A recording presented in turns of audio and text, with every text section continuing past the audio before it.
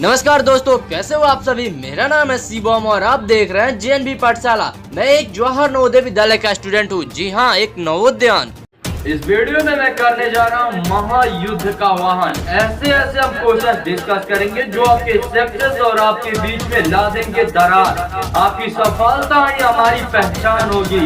बिना time waste करते हुए वीडियो को शुरू करते हैं। क्वेश्चन ये रहा आपकी स्क्रीन पे। इसमें पूछ रहा है कि कोशिका जो है कौन सी कोशिका अनियमित आकार की होती है। इनमें से आपको बताना है कि जो सेल है जो इरेगुलर शेप का होता है। तो इसमें से दो सेल होता है, एक जो हमारा WBC यानी व्हाइट ब्लड सेल जो होता है, हमारा सफेद रक्त कोशिका, और अमीबा, ये दोनों ही होते हैं। तो अब ये नहीं कि आप दोनों पे आंसर कर दो या दोनों ऑप्शन को गोला कर दो, नहीं। यहाँ पे देखोगे तो ऑप्शन नंबर सी हमारा दिया है बोथ A एंड B, यानी दोनों A और B। तो ये हमारा सही ऑप्शन है, तो इसको हमको क्लिक कर देना है। नेक्स्ट क्वेश्चन है हमारा cell wall is made up, यानी जो हमारा कोशिका भित्ति होता है वो किस सब्सटेंस से बना होता है, किस पदार्थ से बना होता है। अगर आपने पढ़ा होगा तो आपको पता होगा कि हमारा ऑप्शन सेल्यूलोज होगा। नेक्स्ट क्वेश्चन में हमसे पूछ रहा है फर्स्ट रिजर्व फॉरेस्ट, यानी भारत का पहला रिजर्व फॉरेस्ट कौन सा है। अगर आपने पढ़ा होगा तो आपको पता होगा, नहीं तो मैं आपको बता दूं, यह है हमारा पंचमढ़ी पार्क। आप ध्यान दे देना, पंचमढ़ी पार्क, नहीं तो कहीं लिख लेना। नेक्स्ट क्वेश्चन है हमारा एग्जीक्यूटिबल नेचुरल रिसोर्सेज। अभी हमारा जो एग्जीक्यूटिबल रिसोर्सेज होता है ये हमारा लिमिटेड होता है, यानी इसको हम लिमिटेड में यूज कर सकते हैं। वही जो हमारा इन एग्जीक्यूटिबल रिसोर्सेज होता है उसको हम अनलिमिटेड यूज कर सकते हैं। तो अनलिमिटेड वाले में हमारा जैसे सन हो जाएगा, एयर हो जाएगा, और हमारा जो एग्जीक्यूटिबल इसमें हमारा फॉरेस्ट होगा, क्योंकि आपको पता है जो हमारे फॉरेस्ट है, जो वन है, ये एक लिमिटेड में है, यानी अगर इसका हम ज्यादा यूज करेंगे तो ये एक ऐसा समय आएगा जब खत्म हो जाएंगे। अब रहा नेक्स्ट क्वेश्चन, यहाँ पे हमसे पूछ रहा है कि कौन सा पेट्रोलियम प्रोडक्ट है जो रोड को सरफेसिंग करने में यूज किया जाता है। रोड सरफेसिंग मतलब यानी रोड के ऊपर से जो ब्लैक हमारा किया जाता है उसको, तो कोल तार हमारा यूज किया जाता है, मतलब किया जाता था पहले, लेकिन अब इसके जगह पे ब्यूटेन यूज किया जाता है। ये आपने पढ़ा होगा और मैंने आपको पिछले वीडियोज में इसके बारे में बताया भी है। अब ये नेक्स्ट क्वेश्चन सबसे धाकड़ क्वेश्चन है, इसको एकदम अच्छे से समझना। यहाँ पे बोल रहा है कि ये घनाकार यानी क्यूबिकल ब्लॉक है जिसका वेट दिया हुआ है 9.8 न्यूटन, एन मतलब यहाँ पे न्यूटन है ये। और उसके बाद से पूछ रहा है उसका जो साइड है वो 5 सेंटीमीटर लंबा है, जो टेबल पे रखा गया है। तो टेबल पे वो कितना प्रेशर लगा रहा है, इसी चीज को बताना है। जैसे ये क्यूबिकल ब्लॉक हो गया, इसका जो साइड है 5 सेंटीमीटर है और ये एक टेबल पे रखा गया है। तो ये पूछ रहा है कि ये टेबल पे कितना प्रेशर लगा रहा है, जबकि इसका वेट दिया है 9.8 न्यूटन। तो यही चीज हमको बताना है। तो ये हमारा क्लास अर्थ का ये क्वेश्चन है। अब इसमें आपने पढ़ा होगा कि प्रेशर बराबर हमारा होता है फोर्स बाय एरिया। ये क्लास अर्थ के बुक में लिखा है, एकदम साफ आप चेक कर लेना। और बस इसी चीज को हमको पता करना है। तो हमको एरिया पता होना चाहिए, और यहाँ पे हमारा साइड दिया हुआ ही है तो हम एरिया निकाल सकते हैं। लेकिन यहाँ पे आप आंसर में देखोगे तो सभी ये मीटर स्क्वायर में आया हुआ है, ये हमारा सेंटीमीटर में, तो इसको भी हम मीटर में बदल लेते हैं। तो ये हमारा 5/100 हो जाएगा। और इसको हम जब ये हमारा क्या है कि हमारा ये क्यूब है, तो क्यूब का जो सरफेस होता है, एक साइड होता है, वो हमारा स्क्वायर होता है, तो हम इसका निकाल लेते हैं एरिया। हम इसका एरिया निकालेंगे तो ये 5/100 इंटू 5/100 हो जाएगा, यानी ये 25 बटा हमारा 10,000 हो जाएगा। इसको हम काट भी सकते हैं, 25 बटा ये हमारा 400। अब ये हमारा एरिया निकल गया और यहाँ पे ये हमारा फोर्स दिया हुआ है, और बस हम इसी को प्रेशर पे पुट करके निकाल सकते हैं। तो जब हम प्रेशर बराबर निकालेंगे तो ये हमारा हो जाएगा फोर्स बाय एरिया, और हमारा फोर्स दिया है 9.8 न्यूटन, और ये हमारा एरिया हमने निकाला ही था 1/400 मीटर स्क्वायर। तो ये हमारा जो 400 ये ऊपर जाकर के मल्टीप्लाई कराएगा, तो ये 9.8 गुणे 400 हम कर देंगे। तो एक जीरो से ये इधर जीरो का ये खत्म हो जाएगा, ये हमारा लास्ट में जीरो आ जाएगा। और ये 8 चौको 32 के 2 हासिल 3, 9 चौको 36, 37, 39, ये हमारा 3920 आ जाएगा। तो इस तरीके से ऑप्शन नंबर 4 हमारा सही होगा। अब बात करते हैं नेक्स्ट क्वेश्चन की। इसमें हमसे बोल रहा है कि कनकेव मिरर होता है, यानी जो अवतल दर्पण होता है। उत्तल और अवतल में आप ध्यान दीजिएगा, ये हमारा कॉनकेव मिरर है, ना कि कन्वेक्स मिरर है। तो जो कनकेव मिरर है ये क्या करता है, हमें छोटी चीज को बड़ा करके दिखाता है, मैग्नीफाइंग करके दिखाता है। तो इसलिए ये डेंटिस्ट के द्वारा यूज किया जाता है, जो दांत के चिकित्सक होते हैं लोग, उनके द्वारा यूज किया जाता है। तो ये हमारा सेकेंड ऑप्शन सही होगा। अब बात करते हैं नेक्स्ट क्वेश्चन की। इसमें हमसे पूछ रहा है कि नेचुरल पॉलीमर क्या है। अगर आपने पढ़ा हो तो आपको पता होगा कि ये तीनों जो हमारे ये हमारे आर्टिफिशियल पॉलीमर है, और ये हमारा जो सेल्यूलोज है ये हमारा नेचुरल पॉलीमर है। अब यहाँ पे आ गया करेक्ट रिलेशन बताना है, सही संबंध बताना है। तो मैंने आपको बताया ही था, प्रेशर बराबर क्या होगा, फोर्स बाय एरिया। प्रेशर बराबर फोर्स बाय एरिया, प्रेशर बराबर फोर्स बाय एरिया। तो ये हमारा हो जाएगा प्रेशर बराबर फोर्स बाय एरिया। यानी हमारा दाब बराबर क्या हो जाएगा, बल बटा क्षेत्रफल। और मैंने इसका एक क्वेश्चन भी आपसे सॉल्व करा ही दिया है। अब रहा नेक्स्ट क्वेश्चन में आपसे पूछ रहा है लेगुमिनियस प्लांट। लेगुमिनियस प्लांट का पहले एक एग्जांपल आपको पता ही होगा कि लेगुमिनियस प्लांट में राइजोबियम बैक्टीरिया रहता है, मैंने ये आपको बताया ही था। लेगुमिनियस प्लांट मतलब फलीदार प्लांट, जैसे कि जो दाल ओल जितने भी उगाए जाते हैं, जो पल्सेस के प्लांट होते हैं, उन सबको लेगुमिनियस प्लांट हम बोलते हैं। तो ये नाइट्रोजन में काफी ज्यादा हेल्प करते हैं, इसलिए यहाँ पे हमारा ऑप्शन डी सही हो जाएगा, यानी नाइट्रोजन। नेक्स्ट क्वेश्चन काफी इजी है, नॉन बायोडिग्रेडेबल मटेरियल के बारे में बताना है। तो इसमें से सिर्फ थर्मोकोल ही हमारा नॉन बायोडिग्रेडेबल मटेरियल है। कॉटन ये प्लांट से मिलता है, एग सेल ये भी एग है, तो ये भी हमारा मतलब जानवर से मिलता है, एनिमल से मिलता है, तो ये भी बायोडिग्रेडेबल होता है। और फ्रूट भी हमारा बायोडिग्रेडेबल होता है। जो भी चीजें अप्रोक्स हमको एनिमल से मिलती है या प्लांट से मिलती है वो बायोडिग्रेडेबल होती है। बाकी चीजें जो आर्टिफिशियल बनाया जाता है वो नॉन बायोडिग्रेडेबल होता है, मतलब हर एक पे नहीं, लेकिन कुछ चीजों पे ही अप्लाई होता है। नेक्स्ट क्वेश्चन थोड़ा सा कॉम्प्लिकेटेड है, इसमें आप समझना। इसमें बोल रहा है कि एक इंडिविजुअल पर्सन के पास मेल और फीमेल दोनों ऑर्गन्स हो तो उसको हम क्या बोलेंगे। तो यहाँ पे वो ना ही मल्टी सेक्सुअल होगा ना ही एनिसेक्सुअल, वो हमारा हो जाएगा हेर्मोफ्रोडाइट। हेर्मोफ्रोडाइट आप याद कर लो, हेर्मोफ्रोडाइट, शायद यही क्वेश्चन ही आ जाए। बात करते हैं नेक्स्ट क्वेश्चन की, मास्टर ग्लैंड क्या है हमारे शरीर में, जो मास्टर ग्रंथि है। तो आपको पता होगा कि वो पीयूष ग्रंथि हमारी सही है, यानी यहाँ पे पिट्यूटरी की जगह पे आप पीयूष ग्रंथि हिंदी वाले कर लेना। पीयूष ग्रंथि जो हमारे मस्तिष्क में पाया जाता है। अब बात करते हैं नेक्स्ट क्वेश्चन की, इसमें हमसे पूछ रहा है the sex of the child determine, वो किससे डिटरमाइन किया जाता है, जो बच्चों का होता है वो किससे किया जाता है। आपको पता होगा कि फादर के क्रोमोसोम से किया जाता है, पिता के गुणसूत्र से। अब बात करते हैं हम नेक्स्ट क्वेश्चन की, इसमें हमसे पूछ रहा है कि फीमेल्स का कौन सा इसमें से रिप्रोडक्टिव सिस्टम नहीं है। तो अगर आपने पढ़ा होगा तो आपको पता होगा कि ये जो यहाँ पे सीधे नाम से ही आपको पता चल जाएगा, स्पर्म डक्ट है। स्पर्म मतलब जो स्पर्म डक्ट होता है ये मेल में ही सीक्रेट होता है, और ये जितनी चीजें ये तीनों फीमेल में होता है, इसलिए हमारा गलत हो गया। अब हम देखते हैं हिंदी वाले पोर्शन की। तो हमारा फर्स्ट क्वेश्चन ये रहा, बुढ़ापा में कौन सा प्रत्यय है, ये आपको बताना है। तो अगर इसका आप संधि विच्छेद करोगे यानी इसको तोड़ोगे तो ये हमारा बनेगा बुढ़ाधन आपा, तो ये हमारा हो जाएगा आपा।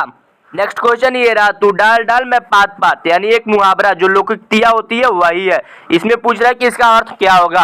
खतरा उठाना ये भी नहीं होगा, आगे आगे दौड़ना ये भी नहीं होगा, पेड़ पर चढ़कर खेलना ये भी नहीं होगा, ये तीनों हमारा गलत है। हमारा सही हो जाएगा चालाकी का जवाब चालाकी से देना, जैसे हम लोग बोलते हैं ना, अगर तुम डाल डाल तो मैं पात पात। क्वेश्चन ये रहा, मरणासन में कौन सा समास है। अगर आपने समास पढ़ा होगा तो अच्छी बात है, नहीं पढ़ा होगा तो आप जान जाओ ये तत्पुरुष समास है। नेक्स्ट क्वेश्चन ये रहा हमारा संधि विच्छेद से कि विद्यालय में कौन सा संधि विच्छेद है। मैंने आपको बताया था ये संधि विच्छेद विद्याधन आलय, यानी इसमें हमारा रूल क्या आ रहा है, आ प्लस आ रहा है। तो ये जहां भी आता है आ प्लस आ मिलकर के हमारा हमेशा आ बनाता है। आ मतलब ये क्या है, आ एक हमारा दीर्घ स्वर संधि है, इसलिए ये हमारा दीर्घ स्वर संधि हो जाएगा। ये रहा नेक्स्ट क्वेश्चन आपके सामने, यहाँ पे भी ये समास है, इसे में हमसे पूछ रहा है कि दिन और रात में प्रयुक्त समास है। अगर आपने पढ़ा होगा तो अच्छी बात है, नहीं पढ़ा होगा तो आप समझ जाओ। अगर इसको आप समास को तोड़ोगे तो ये हो जाएगा हमारा दिन और रात, यानी दोनों ये चीजें एकदम प्रधान है, यानी दोनों पद प्रधान है। तो जहाँ पे भी दोनों में प्रधान है, दोनों में एक द्वंद हो रहा है, यानी दोनों में से ना ही कोई छोटा है ना ही बड़ा है, यानी इसलिए ये द्वंद समास है। यानी दोनों में एक प्रकार से आप बोल सकते हो कि झगड़ा है, यानी दोनों में कोई भी ना ही कमजोर है ना ही कोई बलवान है। नेक्स्ट क्वेश्चन ये रहा आपके स्क्रीन पे, इसमें आपसे पूछ रहा है कि दूध का पर्यायवाची है। तो मैं आपको बता दूं जो ये पै लिखा हुआ है ये दूध का पर्यायवाची है, बाकी ये जो तीनों है ये हमारा जल का होता है, यानी पानी का पर्यायवाची होता है। तो ये तीनों भी आप देख लेना, लेकिन यहाँ पे ये तीनों गलत होगा। नेक्स्ट क्वेश्चन ये रहा, हिंदी दिवस कब मनाया जाता है। ये तो आपको पता ही होना चाहिए, तो अगर आपको नहीं पता है तो आज जान जाओ 14 सितंबर। इसमें आप कंफ्यूज ना होना, सितंबर जो हमारा होता है सितंबर मंथ में 14 तारीख को मनाया जाता है हिंदी दिवस, उसी समय हमारा हिंदी पखवाड़ा भी मनाया जाता है। ये रहा नेक्स्ट क्वेश्चन, इसमें हमसे कारक चिन्ह पूछ रहा है कि राज मुकुट के बीच में कौन सा कारक चिन्ह लगेगा। तो ये हमारा हो जाएगा राजा का मुकुट, राजा का मुकुट। तो इससे आपको समझ में आ गया होगा कि हमारा का लगेगा। नेक्स्ट क्वेश्चन, इसमें हमसे पूछा जा रहा है भाववाचक संज्ञा कौन सा है। अब यहाँ पे देखो सेवक, सेविका और सेवादार, ये तीनों जो लोग हैं लोग ये सेवा करने वाले हैं लोग, यानी जो सेवक है वो सेवा करता है, सेविका जो है ये भी सेवा करती है, सेवेदार जो है ये सेवा देते हैं। लेकिन यहाँ पे जो सेवा शब्द है ये खुद में एक फीलिंग है, इमोशंस है, आप किसी के लिए कोई चीज कर रहे हो, तो इसलिए ये हमारा भाववाचक संज्ञा हो जाएगा। ये रहा नेक्स्ट क्वेश्चन, ये भी हमारा लोकोक्तिया से है, इसको थोड़ा अच्छे से समझना है। यहाँ पे पूछ रहा है सोचते क्या होगा, मेहनत नहीं की इसलिए असफल हो गए, यानी अब सोचने से क्या होगा, अगर तुमने मेहनत नहीं की तो तुम फेल हो गए। तो यही पूछ रहा है कि इन चार लोकोक्तियां में से ये किसे डिपेक्ट कर रहा है, किसे बता रहा है, कौन सा सही होगा। एक 11 होना, यानी इसका मतलब होता है कि उसमें एकता होना, यानी संयुक्त होना, तो ये हमारा नहीं होगा। सेकेंड हैंड न नॉर्मल तेल होगा न राधा नाचेगी, इसका तो कोई सेंस ही नहीं है। ये भी हमारा दोनों गलत हो गया। अब पछताए होत क्या जब चिड़िया चुग गई खेती, यही हमारा सही होगा कि अब सोचने से क्या होगा जब तुमने मेहनत नहीं की इसीलिए असफल हो गए, यानी सफल नहीं हो पाए। सो अब हम डिस्कस करेंगे इंग्लिश का पोर्शन, सबसे मोस्ट इंपॉर्टेंट। इसमें मैंने 5 क्वेश्चन ऐसे और 5-7 क्वेश्चन जो आपके इंटोनिम सिनोनिम्स का जो सबसे ज्यादा डिमांड था उसको मैंने इसमें इंक्लूड किया। मतलब आप पूछो मत, मजा आ जाएगा, ऐसे ऐसे एंटोनिम सिनोनिम्स आपके लिए रखा है। तो सबसे पहला क्वेश्चन आप देखो, यहाँ पे पढ़ना हमको ये स्टडी जो ब्रैकेट में दिया है इसी से रिलेटेड भरना है कि क्या हमारा होगा study, study, is study, was studying, यही हमको भरना है कि क्या यहाँ पे आएगा। तो Sita study for the 4 years. अब यहाँ पे जो 4 ईयर्स दिया हुआ है इसी को देख करके आपके हिसाब से भरना है। तो यहाँ पे यहाँ पे क्या आएगा, तो इस जगह पे हमारा आ जाएगा स्टडीड। यहाँ पे आप देखो स्टडीड, क्योंकि यहाँ पे हमारा 4 ईयर्स का आ रहा है, यानी पास्ट से रिलेटेड बात किया जा रहा है इसीलिए। अब बात करते हैं हम नेक्स्ट क्वेश्चन की। इसमें देखिए इज मदर इज डॉट और आगे हमारा एमपी दिया हुआ है, तो इसमें हमारे पास आर्टिकल दिया हुआ है भरना है। तो एनी तो हमारा गलत हो जाएगा क्योंकि ये तीनों आर्टिकल है। अब इन्हीं तीनों में से कुछ भरना। अब देखिए एमपी का जब आप उच्चारण करोगे तो एमपी ऐसे ए आता है शुरू में, इसके कारण यहाँ पे एन लगेगा। अब ये मत बोलना यहाँ पे कि भैया यहाँ पे तो कॉन्सोनेंट है तो यहाँ पे वॉवेल कैसे लग जाएगा, ये सब मत बोलना नीचे कमेंट में, यहाँ पे एन ही लगेगा। जब भी कोई चीज जिसका हम प्रोनाउंसिएशन करते हैं और उसका प्रोनाउंसिएशन वॉवेल आता है तो वहाँ पे एन लगता है, इसलिए यहाँ पे एन हमारा सही होगा, न कि ए। बात करते हैं हम नेक्स्ट क्वेश्चन की। इसमें हमसे एंटोनिम्स पूछ रहा है, लेकिन आप ध्यान दो ना यहाँ पे नॉट भी लिखा हुआ है। Which of the following word is not the antonyms और काउंटेबल, यानी काउंटेबल का कौन सा इसमें से एंटोनिम्स नहीं है। तो आप देखोगे तो ये अनकाउंटेड, ये भी काउंटेबल का एंटोनिम्स हो गया, ये भी, और यहाँ पे आप देखोगे नंबरलेस, तो ये भी। तो यहाँ पे इन तीनों से ये इसका तो कोई लेना देना ही नहीं है। तो यहाँ पे न्यूमरस जो है ये है, क्योंकि ये हमारा एंटोनिम्स इसका नहीं है।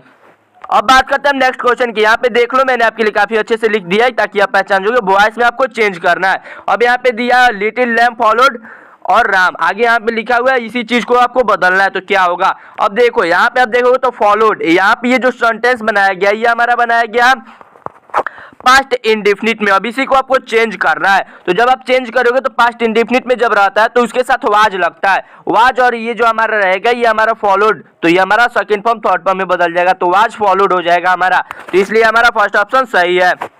अब बात करते हैं नेक्स्ट क्वेश्चन की। इसमें आपको सिनोनिम्स बताना है। ये हमारा जो डेरोगेटरी जो वर्ड दिया है इसका मतलब आपको बताना है क्या होता है। तो अब डेरोगेटरी वर्ड मतलब आप समझ जाओ अपमानजनक, यानी जिसकी कोई इज्जत नहीं हो, जिसकी कोई रिस्पेक्ट नहीं हो, उसी को बोलता है। तो ये हमारा हो जाएगा अनफ्लैटरिंग। अब बात करते हैं हम नेक्स्ट क्वेश्चन की। इसमें भी आपको सिनोनिम्स बताना है इनेमी का, आगे आपको एंटोनिम्स से मिलेंगे। तो एनेमी का सिनोनिम आपको पता ही होगा कि फो होता है, क्योंकि आपने साइंस के चैप्टर में पढ़ा ही होगा, माइक्रो ऑर्गेनिज्म, फ्रेंड एंड फो। तो इसलिए ये हमारा फो ऑप्शन सही हो जाएगा।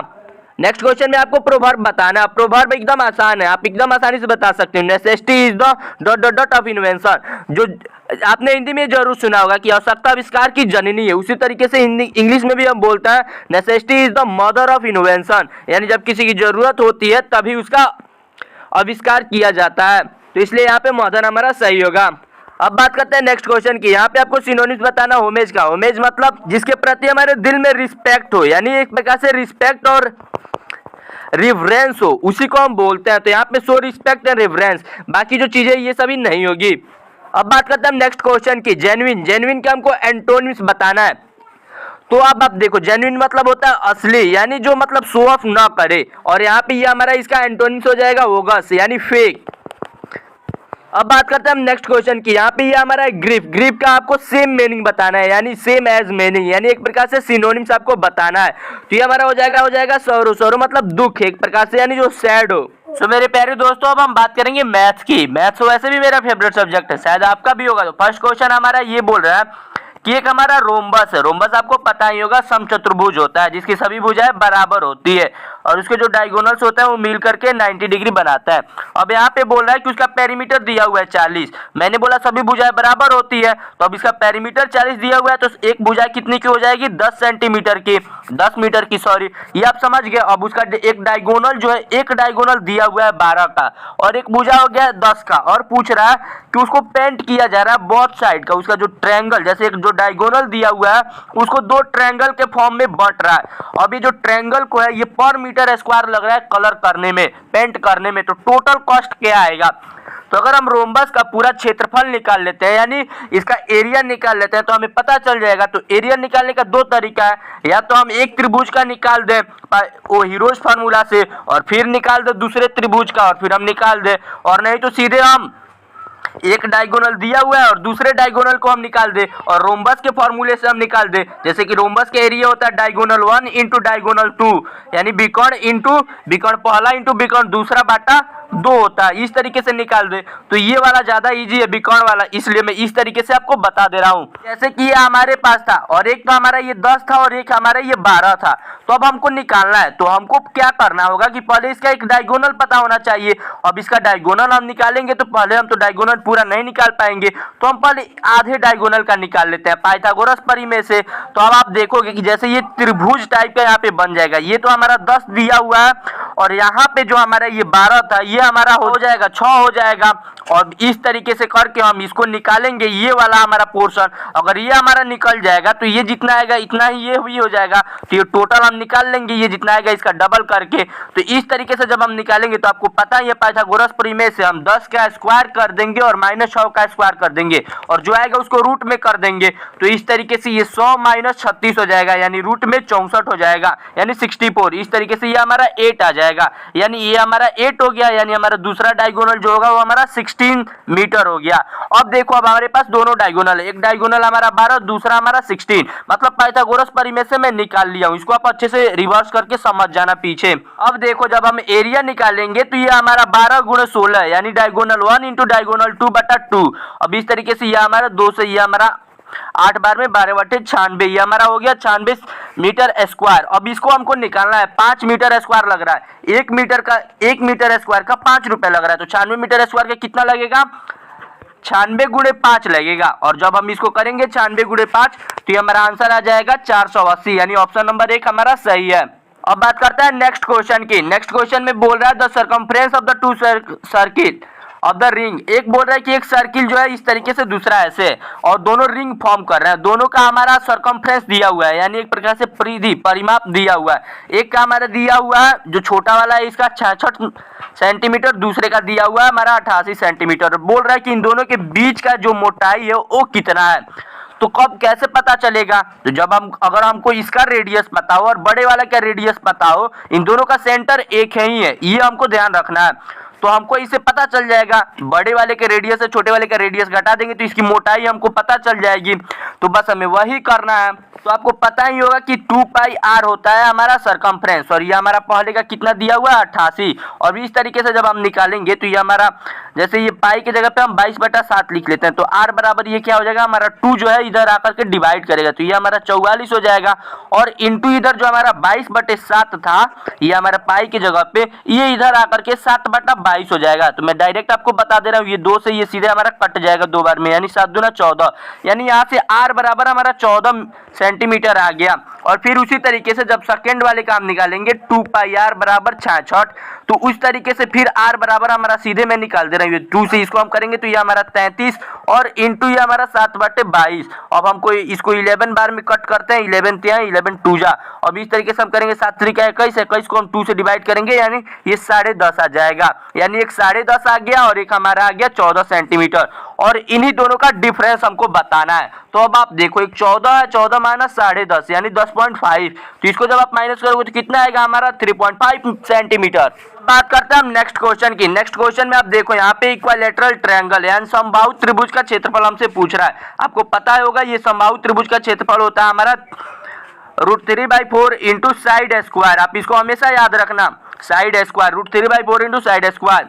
अब इसी फॉर्मूले पे बस हमको साइड स्क्वायर की जगह पे यहाँ पे लिख देना √3/4 इंटू 40 का स्क्वायर। अब हम इसको सॉल्व करते हैं तो ये 4 से हमारा ये 10 बार में कट जाएगा और इस तरीके से ये 10 चौको ये 400 और ये गुणे हमारा √3 यानी √3 बटा ये 400 गुणे √3। यहाँ पे ये बीच में गुणा का सिंबल रहता है तो इस तरीके से ऑप्शन नंबर 4 हमारा सही हो जाएगा। जैसे कि हम किसी तरीके से भी लिख सकते हैं √3 इंटू 400 या 400 √3 कैसे भी आप लिख सकते हो। अब बात करते हैं हम नेक्स्ट क्वेश्चन की। नेक्स्ट क्वेश्चन में आप देखो दो वृत्त का त्रिज्या दिया हुआ है, नहीं रेडियस दिया हुआ है और हमसे पूछ रहा है कि उसका क्षेत्रफल यानी एरिया क्या होगा। अब आप देखो रेडियस हमारा क्या है, एक 3 है और एक 2 है और हमारा क्या पूछ रहा है एरिया पूछ रहा है। तो बस हम यहीं से निकाल देते हैं, एरिया हमारा क्या होता है पाई आर स्क्वायर और पाई आर स्क्वायर दोनों हमारा वृत्त ही है, सर्किल ही है, और बस इसी आर के जगह पे हमको 3 को पुट कर देना है, एक आर के जगह पे हमको 2 को पुट कर देना है। तो जब आप करोगे तो ये पाई आर स्क्वायर, तो ये 3 का स्क्वायर हो जाएगा और ये पाई 2 का स्क्वायर हो जाएगा। अब ये पाई से पाई कैंसिल हो जाएगा, अब हमारे पास सिर्फ यहाँ पे 3 का स्क्वायर बटा 2 का स्क्वायर बचेगा। तो 3 का स्क्वायर 9, 2 का स्क्वायर 4, यानी 9/4 होगा। इस तरीके से ऑप्शन नंबर 4 हमारा सही होगा, यानी 9:4, 9:4। अब बात करते हैं हम नेक्स्ट क्वेश्चन की। इसमें एक वृत्त का क्षेत्रफल दिया हुआ है और पूछ रहा है कि इसकी परिधि क्या होगी।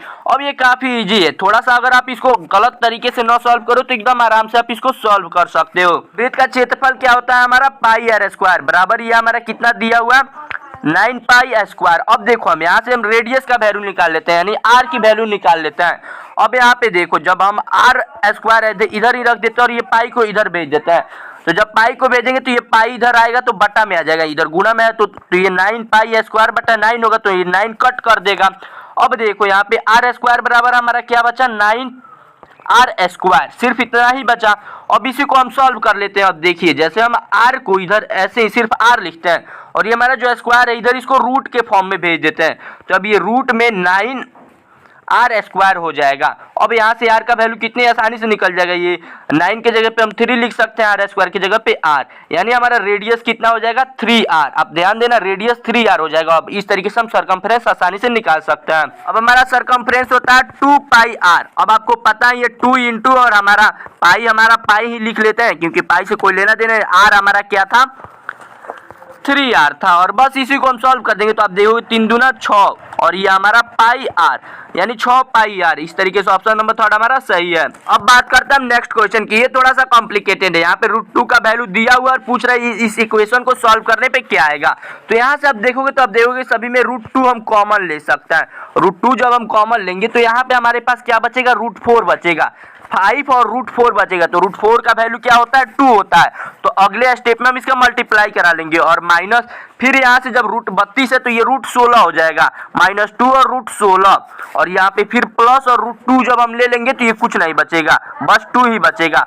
अब इसी को हम सॉल्व करेंगे तो ये √2 और यहाँ पे देखिए आप यहाँ पे ये जो 4 है ये 2 हो जाएगा, तो मल्टीप्लाई करा करके 10 हो जाएगा, और ये माइनस यहाँ पे 16 के जगह पे 4 और ये मल्टीप्लाई करा करके 8 और ये +2। अब कितना सिंपल हो गया ये हमारा। अब इन दोनों को ऐड करके 4 में हम 8 से माइनस कर लेते हैं, तो ये हमारा 10 2 12 और 12 में से 8 गया, हमारा 4 बचेगा, यानी √2 इंटू 4 हमारा आ गया। अब देखिए √2 का वैल्यू यहाँ पे दिया हुआ है 1.414 इंटू 4, इसको जब हम करेंगे तो ये हमारा आंसर आ जाएगा 5.656, यानी ऑप्शन नंबर 4 हमारा सही है। अब बात करते हैं हम नेक्स्ट क्वेश्चन की। ये थोड़ा सा कॉम्प्लिकेटेड है लेकिन आप इसको अच्छे से समझना है। यहाँ से हमसे पूछ रहा है कि ये सभी चीजें क्यूब में ही दिया हुआ है, x भाई ये 1728 बराबर यह हमारा यहाँ पे दिया हुआ है 7/12। अब देखो जब यहाँ पे आप क्यूब के फॉर्म में इसको तोड़ोगे तो ये तो हमारा x नहीं टूटेगा, तो x पे क्यूब रहेगा ही, लेकिन ये जो हमारा नीचे का पोर्शन है ये हमारा टूट जाएगा, और ये कितने बार में हमारा टूटेगा 12 बार में, और बराबर ये 7/12 इधर भी दिया हुआ है, तो ये 12 से 12 हमारा कैंसिल हो जाएगा क्योंकि इधर हम 12 को भेजेंगे तो मल्टीप्लाई में जाएगा, तो सीधे हम कैंसिल कर दिया है। अब यहाँ पे देखो अब हमारे पास क्या बचा, ये क्यूब के फॉर्म में हमारा x बचा और इधर 7 बचा, तो अब हम इधर भी इसका क्यूब निकाल देते हैं और इधर भी, तो ये हमारा क्यूब रूट जो है इधर कट कैंसिल हो जाएगा और 7 का क्यूब जो हमारा ये 343 हो जाएगा, तो x का वैल्यू हमारा आ गया 343। अब इस क्वेश्चन को एकदम अच्छे से समझना, तो अब इसको आपको निकालना पड़ेगा, तो ये हमारा 86 और 40 हो गया। अब इसको आप निकालोगे तो मैं थोड़ा सीधे 2 इंटू 2 के पावर 3 के फॉर्म में, यानी सीधे 8 से निकाल देता हूँ डिवाइड करके। तो जब 8 से यहाँ पे आप डिवाइड करोगे तो ये हमारा आ जाएगा 1080, फिर जब 8 से आप करोगे तो ये हमारा आ जाएगा 135। अब यहाँ पे जब आप 3 से सीधे हम यहाँ पे 27 से निकालते हैं, तो जब आप 27 से निकालोगे तो यहाँ पे आएगा हमारा 5। तो अब आप देखो यहाँ पे जब आप देखोगे तो ये देखो यहाँ पे ये 2 के पावर के फॉर्म में 3 पे लिख सकते हैं, 2 के पावर के फॉर्म में 3, और ये इसको हम 27 जो है इसको भी हम 3 के फॉर्म में लिख सकते हैं, क्यूब के फॉर्म में, लेकिन ये जो हमारा 5 है ये एक एक्स्ट्रा बच जा रहा है। तो यही चीज यहाँ पे समझने वाला है, अगर हम 5 से इसमें डिवाइड कर देते हैं तो ये संख्या जो हमारी ये छोटी हो जाएगी, तो जिसके कारण कि ये हमारा 5 बचेगा ही नहीं, और इस तरीके से ये एक परफेक्ट क्यूब बन जाएगा। तो इस तरीके से हमारे ये 5 ही आंसर होगा। अब बात करते हैं हम नेक्स्ट क्वेश्चन की। इसमें आपको फैक्टराइजेशन निकालना है, जितने भी क्वेश्चन है काफी अच्छे तरीके से। तो इसको चाहो तो आप ऑप्शन मल्टीप्लाई करा करके देख सकते हो। जब मल्टीप्लाई कराओगे अगर ये आ जा रहा है तो सही है। इस तरीके से आप चारों से चेक कर सकते हो। पहला तरीका ये है, लेकिन हम इसको एक्सप्लेन करके बताते हैं। जब आप इसको मिडल टर्म को तोड़ोगे तो ये हमारा हो जाएगा 9x, ये -4x। अब क्यों होगा? क्योंकि ये छछा का 36, ये हमारा -36 आ रहा है। अब इसको आपको तोड़ना रहता है। इस तरीके से जब आप इसको तोड़ोगे तो ये हमारा -6, और उसके बाद से यहाँ से हम कॉमन ले लेंगे। तो कॉमन जब आप लोगे तो यहाँ पे आप देखो, आपको यहाँ पे 3x कॉमन मिल जाएगा, यहाँ पे 2x और +3, फिर अगेन यहाँ पे वही हमारा 2 कॉमन मिलेगा, यहाँ पे 2x + 3। इस तरीके से यहाँ पे 2x + 3, एक ब्रैकेट में हमारा 2x + 3 और सेकंड दूसरे ब्रैकेट में हमारा 3x - 2 हो जाएगा। तो इस तरीके से ऑप्शन नंबर 1 हमारा बिल्कुल सही है। अब बात करते हैं हम नेक्स्ट क्वेश्चन की। ये बहुत कॉम्प्लिकेटेड क्वेश्चन है, इसको आप एकदम अच्छे से समझना है। यहाँ पे बोल रहा है ए जो है बी के पैरेलल है। चलिए ठीक है, हम मान लेते हैं। यहाँ पे हम एक और लाइन ड्रा कर लेते हैं और हमसे पूछ रहा है एक्स वाई जेड का टोटल का वैल्यू क्या होगा। अब एक्स वाई और जेड का, तो यहाँ से आप ऐसे देख करके भी बता सकते हो कि ये पी क्यू, ये जो हमारे पी एंगल पे बन रहा है इतना, और हमारे वाई पे बन रहा है इतना, और हमारे क्यू पे बन रहा है इतना। अगर ये तीनों को मिलाया जाए तो ये तीनों एक सर्किल बना रहे हैं, यानी 360 हो जाएगा। लेकिन हम इसको थोड़ा समझते हैं। अब देखो, जब हम यहाँ पे एक लाइन ड्रा करेंगे, इसको भी हम मान लेते हैं ये जो लाइन है हमारा एन है। तो ये लाइन जो एन है ये भी ए बी के पैरेलल और सी डी के भी पैरेलल है। तो इस तरीके से यहाँ पे जो हमारा एंगल होगा, एंगल एक्स पे, और ये जो वाई हाफ एंगल में बटा होगा, ये दोनों मिलकर के कोई इंटीरियर होंगे और इन दोनों का एंगल 180 होगा। और बिल्कुल यही यहाँ पे जो y का हाफ एंगल होगा और ये जो z होगा ये भी 180 होगा कोई इंटीरियर एंगल से। तो इस तरीके से जब हम इन दोनों का कंपैरिजन करेंगे, ऐड करेंगे, तो ये हमारा ये 360 हो जाएगा। अब बात करते हैं हम नेक्स्ट क्वेश्चन की। यहाँ पे बोल रहा है कि एक रोम्बस है। रोम्बस में हमारा ये जो डायगोनल्स दिया हुआ है, एक 8 सेंटीमीटर दिया हुआ है, एक 6 सेंटीमीटर दिया हुआ है, और हमसे पी क्यू का वैल्यू पूछ रहा है। अब देखो 8 दिया हुआ पी क्यू, तो हम इसको पाइथागोरस परिमेय से ट्रायंगल से निकाल सकते हैं पी क्यू की वैल्यू। तो ये हमारा 4 हो जाएगा, ये हमारा 3 हो जाएगा, क्योंकि ये जो हमारा डायगोनल होता है ये हाफ हाफ में बटा होता है। तो इस तरीके से जब हम पाइथागोरस परिमेय से निकालेंगे तो ये हमारा 4 और 3 है। तो ये बड़े ही आसानी से हम निकाल लेंगे। ये हमारा 4 का स्क्वायर प्लस 3 का स्क्वायर, यानी इसको, उसके बाद हम इसको अंडर रूट में कर देंगे। तो ये हमारा हो जाएगा रूट में 25, यानी 16 और 9 यानी 25, यानी हमारा ये 5, यानी हमारा हो जाएगा ये 5 सेंटीमीटर। अब बात करते हैं हम नेक्स्ट क्वेश्चन की। यहाँ पे देखो एंगल ये हमारा दिया हुआ है 50, यहाँ पे ये हमारा 60 दिया हुआ है, और हमसे ये एंगल पूछ रहा है ACB, ये हमसे पूछ रहा है। अब देखो, और ये बड़े ही आसानी से आप निकाल सकते हो। यहाँ पे ये बोल रहा है AB जो है ये CD के पैरेलल है, यानी CD पैरेलल BA या AB कुछ भी। अब यहाँ पे देखो ये पैरेलल है और यहाँ पे एक एंगल है, तो ये जो हमारा एंगल होगा उस एंगल के अल्टरनेट इंटीरियर एंगल से बराबर होगा।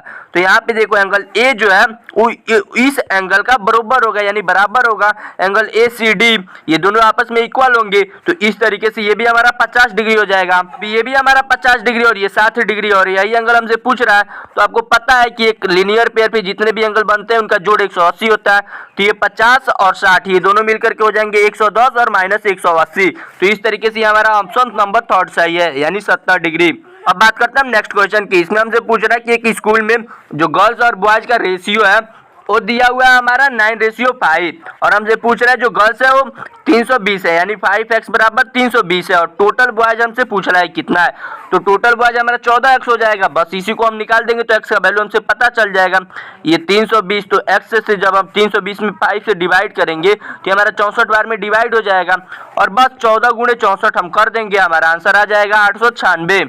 अब बात करते हैं हम नेक्स्ट क्वेश्चन की। यहाँ पे बोल रहा है कि 23% ऑफ अ नंबर, 23% ऑफ 40%, यानी 23% और 40%, यानी 40 का 23% का, यानी यहाँ पे का पूछ रहा है, तो इन दोनों का कोई नहीं।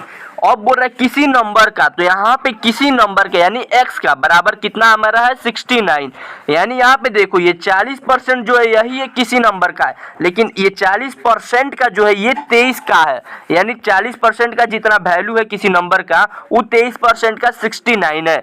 तो बस इसी को हमको निकाल देना है। अब जब यहाँ पे आप निकालोगे तो ये देखो ये 0 से 0 हमारा कैंसिल हो जाएगा, यानी 23 चौको 92x, और ये हमारा जो 3 को 0 बचा है यानी 1000 बचा है, ये हमारा 69/000, इधर 3 0 हो जाएगा। हमारा x बराबर ये हमारा जो 92 है इधर आकर के डिवाइड करेगा, आकर के जब इधर डिवाइड करेगा हमारा 92, तो ये हमारा हो जाएगा 750। तो इस तरीके से ऑप्शन नंबर 1 हमारा सही है।